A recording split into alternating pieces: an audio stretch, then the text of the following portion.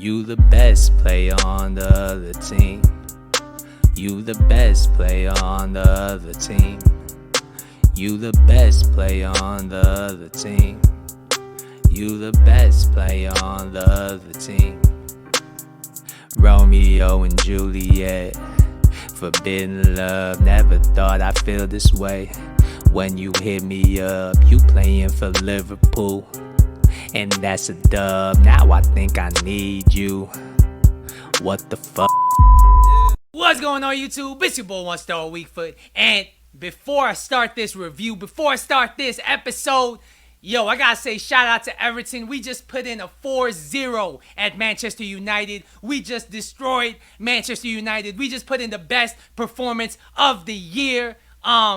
I'm sorry to all my Manchester United fans. I'm sorry we had to do it to you, but Everton just put in the best performance of the year, so I'm happy. I gotta rock the Everton kit right here, and what better way to celebrate an Everton victory than by doing a Liverpool player review. So we're gonna do Team of the Year Van Dijk. Wait, this ain't Team of the Year Van Dijk, but it's almost. We're gonna do 93 Team of the Tournament, Team of the Knockout Stages, Van Dijk. He's 6'4". He got medium work rates. He has a 3-star weak foot, and he has a 2-star skill moves. So I played 8 games in weekend league with him, and I got a good idea about how he's gonna play for you in game. Once again, before I go any further, if you haven't liked this video yet, go ahead and like this video if you're enjoying the content. And if you haven't subscribed to my channel, go ahead and subscribe to my channel. I drop videos, I drop content every single day, sometimes twice a day, so go ahead and do it. So yeah, let's move on to the next part of this video. Let's look at his stats. He has 81 pace, so that looks to be much improved from his not in form. His passing looks really good, actually. Even though it's only 75, he does have 85 short passing, 87 long passing. His vision is a little on the low side, but it's not unplayable. His dribbling looks actually decent for a center back. I mean, 82 ball control, 79 dribbling is pretty high if you compare him to other center backs of his caliber. The only thing I don't like is his 68 agility and 55 balance. He is 6'4", so he might feel clunky in game. Defending wise, you can't really complain about anything. 96 stand tackling, 93 interceptions are the standout stats.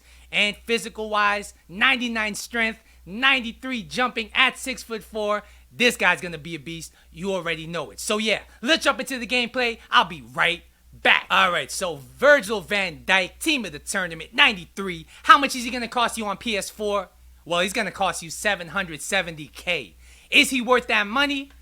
Honestly, I do have to say yes, and I'll explain. So, his pace is 81, and it's pretty good. It's good enough for a center back, and I think it's good enough to last you into Team of the Season. I do not think his pace is going to let you down. His acceleration's only 76. I don't notice it to be a big issue in game.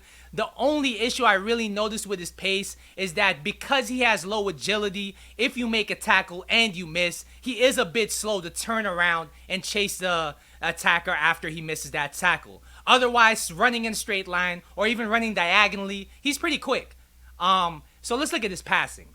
He has really good passing in my opinion. 85 short passing, 87 long passing are very good in game. His 66 vision does not seem to let him down. Like I said, the only time he really might let you down is if you dribble too much with him, because he's 6'4", he's a giant, he has low agility. You don't really want to knock him off balance before he passes. If you immediately pass it with him, if you make smart passes with him, you can use him as a ball playing center back, no problem. His dribbling. Okay, so his dribbling is actually pretty good. He's pretty good on the ball for a center back. The only flaw I'm gonna say is the fact that he's a little bit clunky. He's not the clunkiest defender I've ever used, and it's a bit of a trade-off because you're in return for somebody who's clunky, you're getting somebody who's 6'4", who has pace, who's a physical specimen. but he is a bit clunky at times, and it does let him down at times if you don't know how to use him. You do have to be careful putting in challenges with him, because once again, if he misses the challenge and you're against somebody like a Neymar, like an Mbappe, somebody who's agile and fast, they can go around you and you might not be able to recover on time. That being said, he does have good ball control, he does have good reactions, he does have good composure. So when he does put a tackle in, most of the time he's coming away with the ball, and that's something that's underrated when it comes to center backs when people assess them. So defending wise, how is he defending wise? I would say defending wise, he's almost flawless, all right? Interceptions are amazing. He has 93 interceptions. He's always positioning himself to make an interception. He has very long legs, so his interception game is just elite, honestly. His medium work rates do not let him down. His defensive positioning is always on point. He's always in the right position. And that's something that's really nice to have. So you don't really have to worry about controlling him too much if you don't want to. His stand tackling is elite.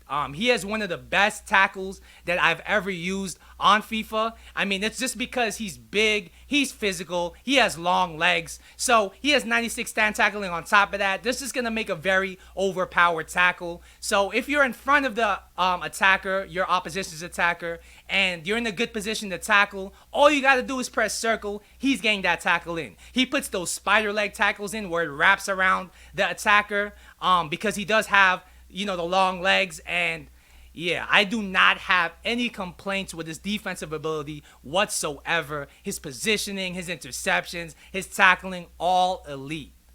Physical wise, this is another place where he just shines. His jumping is 93. He's 6'4". He is the best center back aerially I've used on FIFA, besides his Team of the Year version, obviously. But he is the best aerial presence you can buy as a center back, no matter which version you're getting of him.